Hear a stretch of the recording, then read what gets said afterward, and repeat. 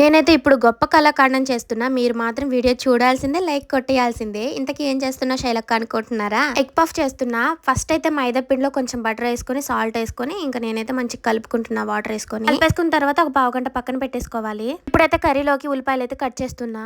ఎప్పుడు ట్రై చేయలేదు, ఇదే ఫస్ట్ టైం. ఇంట్లో మా హస్బెండ్ లేరు కాబట్టి నాకు రాని వంట అయితే ట్రై చేస్తున్నా. ఆయన ఉంటే నేను చేసే పనులకి నా నెత్తిన 4 అక్షంతలు పడతాయి. కర్రీ చేయడానికి గిన్నెలు ఖాళీ లేవని ఇదిగో ఈ అట్ల తవ్వ మీద చేస్తున్నా. చాలా సింపుల్ అండి. ఆనియన్ కర్రీ ఎలా చేసుకుంటామో అలాగే కొంచెం గరం మసాలా యాడ్ చేసుకున్నా.